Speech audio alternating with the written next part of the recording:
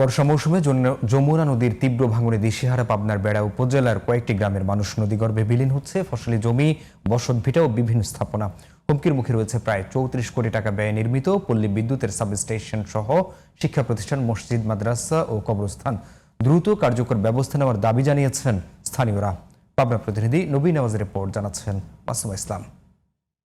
কেসারেন শেকড় থেকে শিখরে।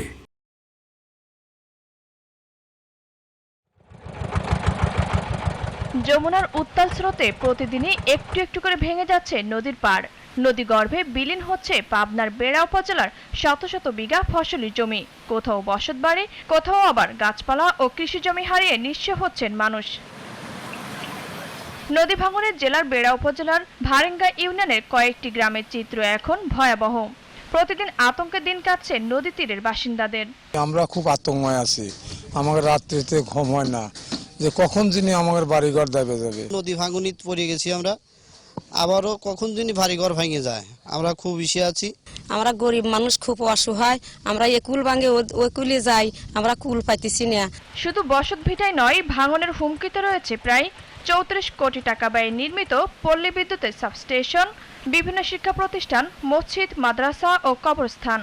স্থানীয়দের অভিযোগ, দীর্ঘদিন ধরে স্থায়ী বাঁধ নির্মাণের দাবি জানালেও এখনো নেওয়া হয়নি কার্যকর কোনো উদ্যোগ। আর তো জায়গা নাই, কোথায় যা দাঁড়াবো, কখন কার কাছে। যদি আমাদের এখানে ব্লক দিয়ে ইয়াটা করে দিত তাহলে আমরা মাথা গোজার ঠাই পাইতাম। 5 ভাঙনের পর আমরা এখানে আসছি, এখানেও ভাঙনি লাগছে।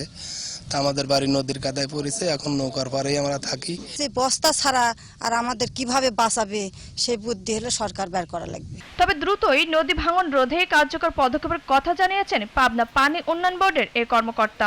আমাদের ঊর্ধ্বতন কর্তৃপক্ষের অনুমোদন সাপেক্ষে উক্ত এলাকায় জরুরি অস্থায়ী প্রতিরক্ষামূলক কাজ বাস্তবায়ন করা হবে।